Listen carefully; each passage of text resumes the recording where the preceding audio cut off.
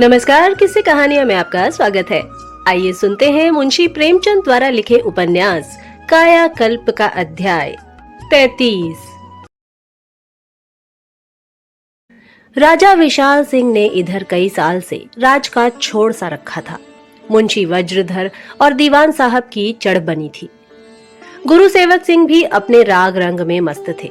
सेवा और प्रेम का आवरण उतारकर अब वह पक्के विलायती हो गए थे। प्रजा के सुख दुख की चिंता अगर किसी को थी तो वह मनोरमा थी।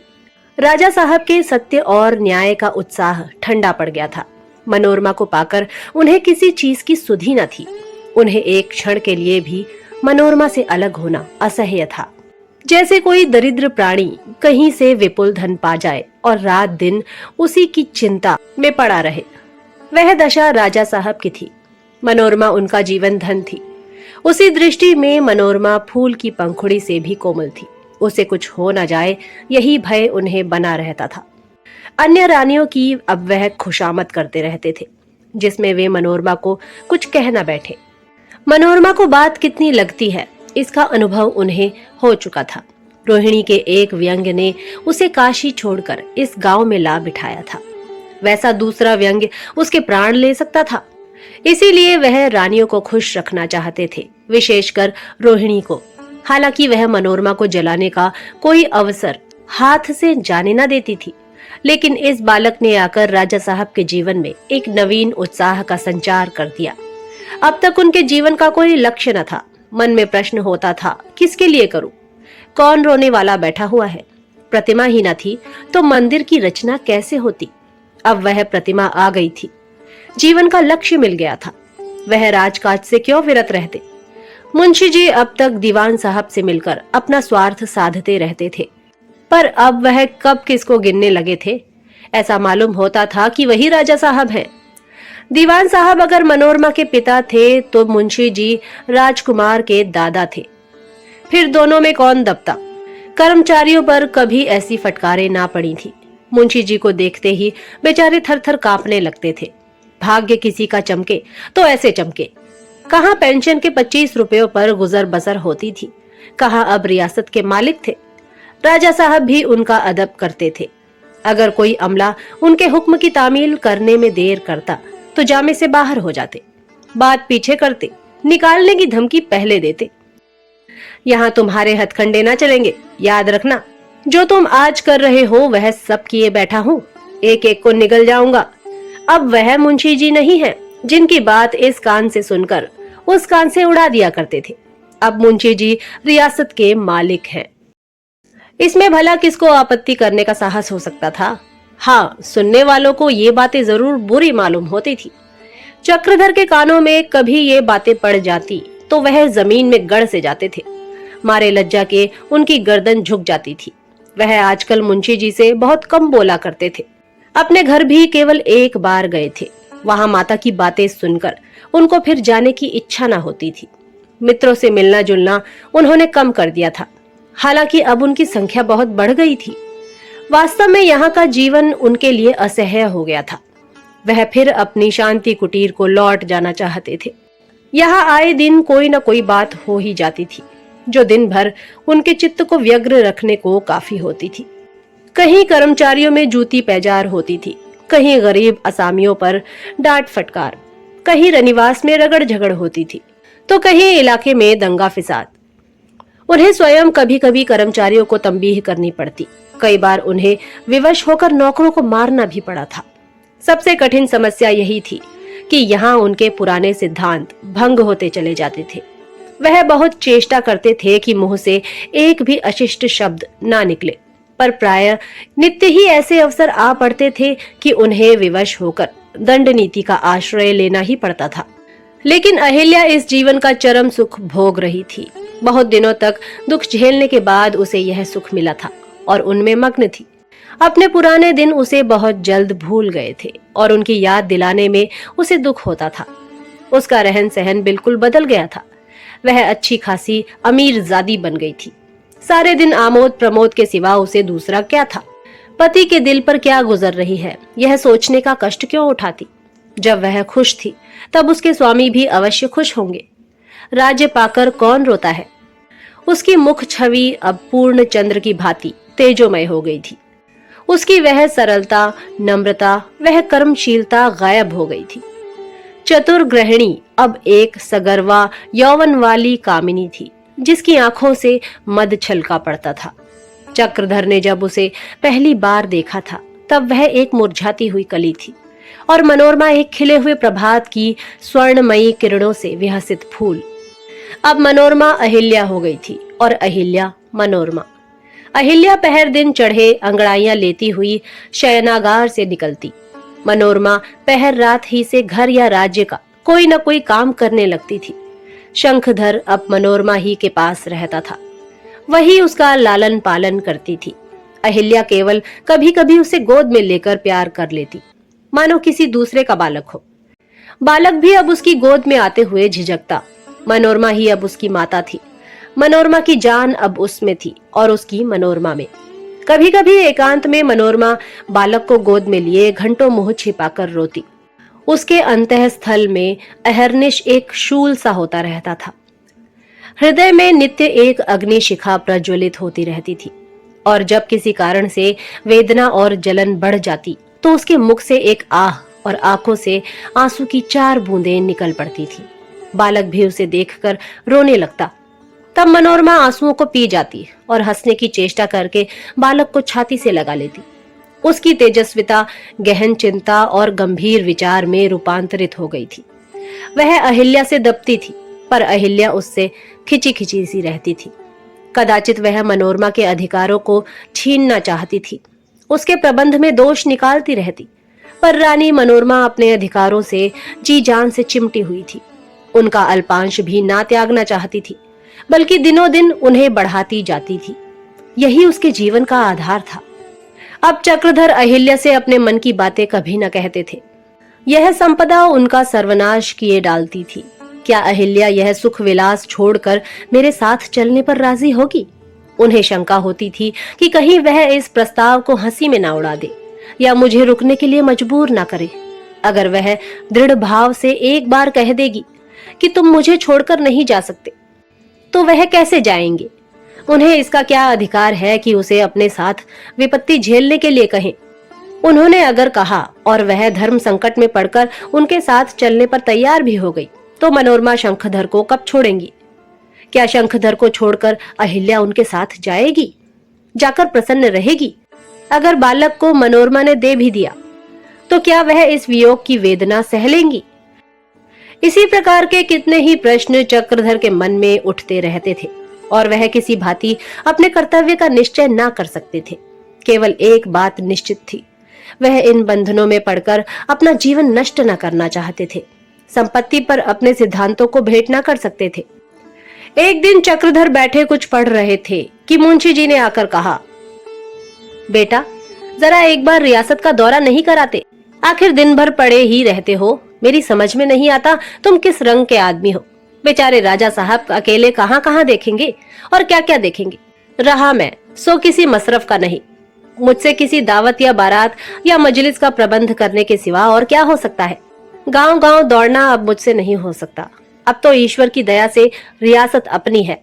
तुम ही इतनी लापरवाही करोगे तो कैसे काम चलेगा? हाथी, घोड़े, मोटरें सब कुछ मौजूद है। कभी कभी इधर उधर चक्कर लगा आया करो। इसी तरह ढाक बैठेगी। घर में बैठे बैठे तुम्हें कौन जानता है? चक्रधर ने उदासीन भाव से कहा, मैं इस झंझट में नहीं पड़ना चाहता। मैं तो यहाँ से जाने को तैयार बैठा हूँ। मुंशी जी चक्रधर का मुंह ताकने लगे। बात इतनी अश्रुतपूर्व थी कि उनकी समझ में ही ना आई। पूछा, क्यों, अब भी वही सनक सवार है? चक्रधर बोले, आप उसे सनक पागलपन जो चाहे समझें, पर मुझे तो उसमें जितना आनंद आता है उतना इस हरबोंग में नहीं आता। आपको तो मेरी यही सलाह है, आराम से घर में बैठकर भगवान का भजन कीजिए। मुझसे जो कुछ बन पड़ेगा आपकी मदद करता रहूंगा। मुंशी बोले, बेटा, मुझे मालूम होता है तुम अपने होश में नहीं हो। बिस्वे बिस्वे के लिए तो खून की नदियां बह जाती हैं, और तुम इतनी बड़ी रियासत पाकर ऐसी बातें करते हो। तुम्हें क्या हो गया है? बेटा, इन बातों में कुछ नहीं रखा है। अब तुम समझदार हुए। इन पुरानी बातों को दिल से निकाल डालो। भगवान ने तुम्हारे ऊपर कृपा दृष्टि फेरी है। उसको धन्यवाद दो और राज्य का इंतजाम अपने हाथ में ले लो। तुम्हें करना ही क्या है, करने वाले तो कर्मचारी हैं, बस जरा डांट फटकार करते रहो, नहीं तो कर्मचारी लोग शेर हो जाएंगे तो फिर काबू में ना आएंगे। चक्रधर को अब मालूम हुआ कि मैं शांत बैठने भी ना पाऊंगा। आज लाला जी ने यह उपदेश दिया है, संभव है कल अहिल्या को भी मेरा एकांतवास बुरा मालूम हो, वह भी मुझे उपदेश करे। राजा साहब भी कोई काम गले मढ़ दे, अब जल्दी ही यहाँ से बोरिया बंधना संभालना चाहिए। मगर इसी सोच विचार में 1 महीना और गुजर गया और वह कुछ निश्चय ना कर सके। उस हलचल की कल्पना करके उनकी हिम्मत छूट जाती थी, जो उनका प्रस्ताव सुनकर अंदर से बाहर तक मच जाएगा। अहिल्या रोएगी, मनोरमा कुढ़ेगी, पर मुंह से कुछ न कहेगी। लाला जी जामे से बाहर हो जाएंगे और राजा साहब एक ठंडी सांस लेकर सिर झुका लेंगे। एक दिन चक्रधर मोटर पर हवा खाने निकले। गर्मी के दिन थे, जी बेचैन था। हवा लगी तो देहात की तरफ जाने को जी चाहा। बढ़ते ही गए, यहाँ तक कि अंधेरा हो गया। शोफर को साथ ना लिया था। ज्यों-ज्यों आगे बढ़ते थे, सड़क खराब आती जाती थी। सहसा उन्हें रास्ते में एक बड़ा सांड दिखाई दिया। उन्होंने बहुत शोर मचाया, पर सांड ना हटा। जब समीप आने पर भी सांड राह में खड़ा ही रहा, तो उन्होंने कतराकर निकल जाना चाहा, पर सांड सिर झुकाए फौं-फौं करता रहा। फिर सामने आकर खड़ा हो गया। चक्रधर छड़ी हाथ में लेकर उतरे कि उसे भगा दे, पर वह भागने के बदले उनके पीछे दौड़ा। कुशल यह हुई कि सड़क के किनारे एक पेड़ मिल गया, नहीं तो जान जाने में कोई संदेह ही न था। जी छोड़कर भागे और छड़ी फेंक पेड़ की शाख पकड़कर लटक गए। सांड 1 मिनट तक तो पेड़ से टक्कर लेता रहा, पर जब चक्रधर ना मिले तो वह मोटर के पास लौट गया और उसे सींगों से पीछे को ठेलता हुआ दौड़ा। कुछ देर के बाद मोटर सड़क से हटकर एक वृक्ष से टकरा गई। अब सांड पूंछ उठा उठाकर कितना ही जोर लगाता है, पीछे हट हट कर उसमें टक्करें मारता है, पर वह जगह से नहीं हिलती। तब उसने बगल में जाकर इतनी जोर से टक्कर लगाई कि मोटर उल्टी हो गई। फिर भी उसका पिंड न छोड़ा। कभी उसके पहियों से टक्कर लेता, कभी पीछे की तरफ जोर लगाता। मोटर के पहिए फट गए, कई पुर्जे टूट गए, पर सांड बराबर उस पर आघात किए जाता था। चक्रधर शाख पर बैठे तमाशा देख रहे थे। मोटर की तो फिक्र न थी, फिक्र यह थी कि वह कैसे लौटेंगे। चारों ओर सन्नाटा था, कोई आदमी न आता जाता था। अभी मालूम नहीं सांड कितनी देर तक मोटर से लड़ेगा और कितनी देर तक उन्हें वृक्ष पर टंगे रहना पड़ेगा। अगर उनके पास इस वक्त बंदूक होती तो सांड को मार ही डालते। दिल में सांड छोड़ने की प्रथा पर झुंझला रहे थे। अगर मालूम हो जाए कि किसका सांड है तो सारी जायदाद बिकवा लूं। पाजी ने सांड छोड़ रखा है। सांड ने जब देखा कि शत्रु की धज्जियां उड़ गईं और अब वह शायद फिर न उठे, तो डकारता हुआ एक तरफ चला गया। तब चक्रधर नीचे उतरे और मोटर के समीप जाकर देखा तो वह उल्टी पड़ी थी। जब तक सीधी न हो जाए यह पता कैसे चले कि क्या क्या चीजें टूट गई हैं और अब चलने योग्य है या नहीं। अकेले मोटर को सीधी करना एक आदमी का काम न था। सोचने लगे कि आदमियों को कहां से लाऊं। इधर से तो शायद अब रात भर कोई न निकलेगा। पूर्व की ओर थोड़ी ही दूर पर एक गांव था। चक्रधर उसी तरफ चले। रास्ते में इधर उधर ताकते हुए जाते थे कि कहीं सांड ना आता हो। नहीं तो यहाँ सपाट मैदान में कहीं वृक्ष भी नहीं है। मगर सांड ना मिला और वह एक गांव में पहुंचे। बहुत छोटा सा पुरवा था। किसान लोग अभी थोड़ी ही देर पहले ऊख की सिंचाई करके आए थे। कोई बैलों को सानी पानी दे रहा था, कोई खाने को जा रहा था, कोई गाय दूह रहा था। सहसा चक्रधर ने जाकर पूछा, यह कौन गांव है? एक आदमी ने जवाब दिया, भैंसोर। चक्रधर बोले, किसका गांव है? किसान बोले, महाराज का। कहां से आते हो? चक्रधर बोले, हम महाराज ही के यहाँ से आते हैं। वह बदमाश सांड किसका है जो इस वक्त सड़क पर घूमा करता है? किसान बोला, यह तो नहीं जानते साहब, पर उसके मारे नाको दम है। उधर से किसी को निकलने ही नहीं देता। जिस गांव में चला जाता है 2-1 बैलों को मार डालता है। बहुत तंग कर रहा है। चक्रधर ने सांड के आक्रमण का जिक्र करके कहा, तुम लोग मेरे साथ चलकर मोटर को उठा दोगे? इस पर दूसरा किसान अपने द्वार पर से बोला, सरकार, भला रात को मोटर उठाकर क्या कीजिएगा? वह चलने लायक तो होगी नहीं। चक्रधर ने कहा, तो तुम लोगों को उसे ठेलकर ले चलना पड़ेगा। पहला किसान बोला, सरकार रात भर यहीं ठहरे, सवेरे चलेंगे, ना चलने लायक होगी तो गाड़ी पर लाद कर पहुंचा देंगे। चक्रधर ने झल्लाकर कहा, कैसी बातें करते हो जी, मैं रात भर यहाँ पड़ा रहूंगा, तुम लोगों को इसी वक्त चलना होगा। चक्रधर को उन आदमियों में कोई ना पहचानता था। समझे, राजाओं के यहाँ सभी तरह के लोग आते जाते हैं, होगा कोई। फिर वे सभी जाति के ठाकुर थे और ठाकुर से सहायता के नाम से जो काम चाहे ले लो, बेगार के नाम से उनकी त्योरियां बदल जाती हैं। किसान ने कहा, साहब इस बखत तो हमारा जाना ना होगा, अगर बेगार चाहते हो तो वह उत्तर की ओर दूसरा गांव है, चले जाइए, बहुत चमार मिल जाएंगे। चक्रधर ने गुस्से में आकर कहा, मैं कहता हूं तुमको चलना पड़ेगा।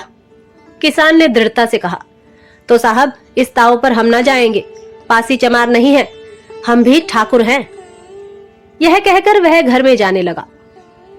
चक्रधर को ऐसा क्रोध आया कि उसका हाथ पकड़कर घसीट लूं और ठोकर मारते हुए ले चलूं, मगर उन्होंने जब्त करके कहा, मैं सीधे से कहता हूं तो तुम लोग उड़न घाइयां बताते हो।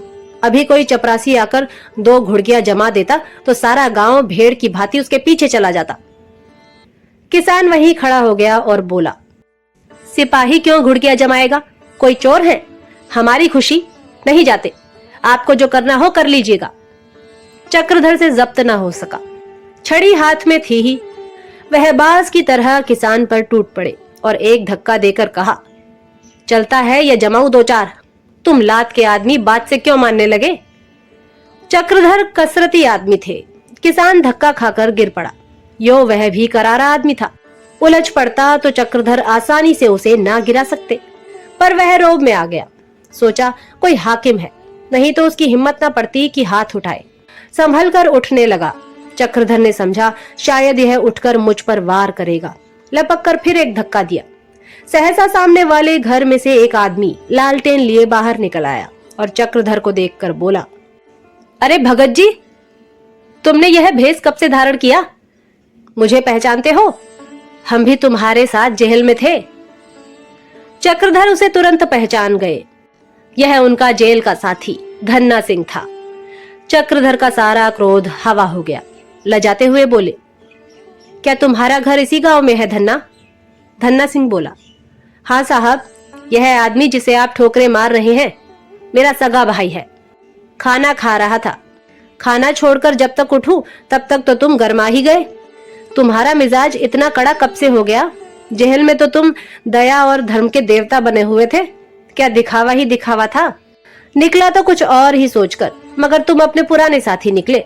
कहाँ तो दारोगा को बचाने के लिए अपनी छाती पर संगीन रोक ली थी, कहाँ आज जरा सी बात पर इतने तेज पड़ गए। चक्रधर पर घड़ों पानी पड़ गया, मुंह से बात न निकली। वह अपनी सफाई में एक शब्द भी न बोल सके। उनके जीवन की सारी कमाई जो उन्होंने ना जाने कौन कौन से कष्ट सहकर बटोरी थी, यहाँ लुट गई। उनके मन की सारी सद्वृत्तियां आहत होकर तड़पने लगी। एक और उनकी न्याय बुद्धि मंदित होकर किसी अनाथ बालक की भांति दामन से मुंह छिपाकर रो रही थी। दूसरी ओर लज्जा किसी पिशाचिनी की भांति उन पर आग्नेय बाणों का प्रहार कर रही थी। धन्ना सिंह ने अपने भाई का हाथ पकड़कर बैठाना चाहा तो वह जोर से हाय हाय करके चिल्ला उठा। दूसरी बार गिरते समय उसका दाहिना हाथ उखड़ गया था। धन्ना सिंह ने समझा उसका हाथ टूट गया है। चक्रधर के प्रति उसकी रही सही भक्ति भी गायब हो गई। उनकी ओर आरक्त नेत्रों से देखकर बोला, सरकार, आपने तो इसका हाथ ही तोड़ दिया। क्या कहें, अपने द्वार पर आए हो और कुछ पुरानी बातों का ख्याल है, नहीं तो इस समय क्रोध तो ऐसा आ रहा है कि इसी तरह तुम्हारे हाथ भी तोड़ दूं। यह तुम इतने कैसे बदल गए? अगर आंखों से न देखता होता तो मुझे कभी विश्वास न आता। जरूर तुम्हें कोई ओहदा या जायदाद मिल गई है, मगर यह न समझो कि हम अनाथ हैं। अभी जाकर महाराज के द्वार पर फरियाद करें तो तुम खड़े खड़े बंध जाओगे। बाबू चक्रधर सिंह का नाम तो तुमने सुना ही होगा। अब किसी सरकारी आदमी की मजाल नहीं कि बेगार ले सके। तुम बेचारे किस गिनती में हो? ओहदा पाकर अपने दिन भूल न जाना चाहिए। तुम्हें मैंने अपना गुरु और देवता समझा था। तुम्हारे ही उपदेश से मेरी पुरानी आदतें छूट गई। गांजा और चरस तभी से छोड़ दिया। जुए के नगीच नहीं जाता। जिस लाठी से सैकड़ों सिर फोड़ डाले होंगे, अब वह टूटी हुई पड़ी है। मुझे तो तुमने यह उपदेश दिया और आप लगे गरीबों को कुचलने। मन्ना सिंह ने इतना ही ना कहा था कि रात को यहीं ठहर जाओ, सवेरे हम चलकर तुम्हारी मोटर पहुंचा देंगे। इसमें क्या बुराई थी? अगर मैं उसकी जगह होता तो कह देता कि तुम्हारा गुलाम नहीं हूं, जैसे चाहो अपनी मोटर ले जाओ, मुझसे मतलब नहीं। मगर उसने तो तुम्हारे साथ भलमनसी की और तुम उसे मारने लगे। अब बताओ इसके हाथ की क्या दवा की जाए? सच है, पद पाकर सबको मद हो जाता है।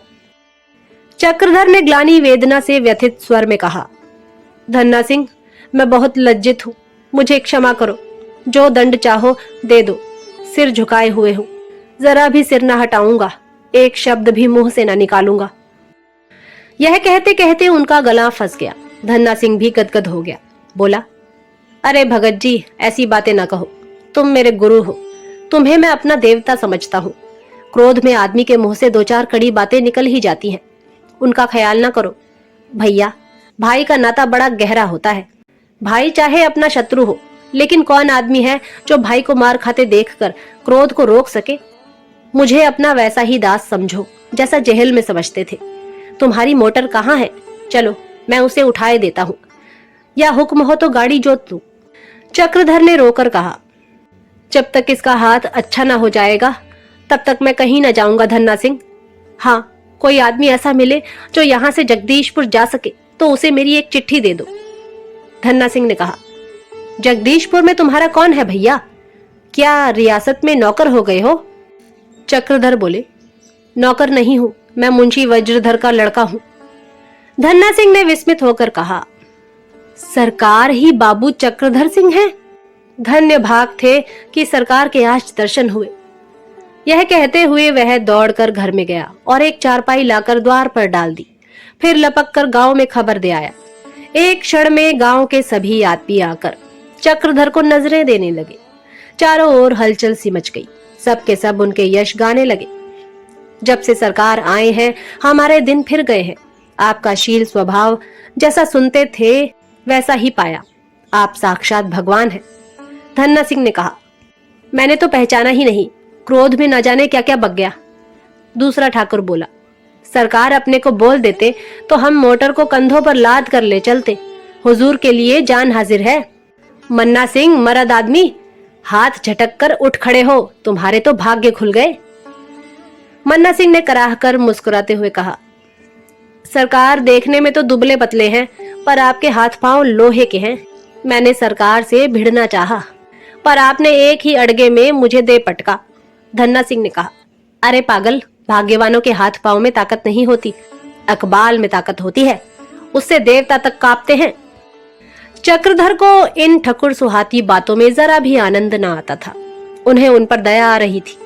वह प्राणी जिसे उन्होंने अपने कोप का लक्ष्य बनाया था, उनके शौर्य और शक्ति की प्रशंसा कर रहा है। अपमान को निगल जाना चरित्र पतन की अंतिम सीमा है, और यही खुशामद सुनकर हम लट्टू हो जाते हैं। जिस वस्तु से घृणा होनी चाहिए उस पर हम फूले नहीं समाते। चक्रधर को अब आश्चर्य हो रहा था कि मुझे इतना क्रोध आया कैसे। आज से साल भर पहले भी मुझे कभी किसी पर इतना क्रोध नहीं आया। साल भर पहले कदाचित वह मन्ना सिंह के पास आकर सहायता के लिए मिन्नत समाजत करते। अगर रात भर रहना भी पड़ता तो रह जाते, इसमें उनकी हानि ही क्या थी। शायद उन्हें देहातियों के साथ एक रात काटने का अवसर पाकर खुशी होती। आज उन्हें अनुभव हुआ कि रियासत की बू कितनी गुप्त और अलक्षित रूप से उनमें समाती जाती है। कितने गुप्त और अलक्षित रूप से उनकी मनुष्यता, चरित्र और सिद्धांत का ह्रास हो रहा है। सहसा सड़क की ओर प्रकाश दिखाई दिया। जरा देर में दो मोटरें सड़क पर धीरे धीरे जाती हुई दिखाई दी, जैसे किसी को खोज रही हूँ। एकाएक दोनों उसी स्थान पर पहुंचकर रुक गईं, जहां चक्रधर की मोटर टूटी पड़ी थी। फिर कई आदमी मोटर से उतरते हुए दिखाई दिए।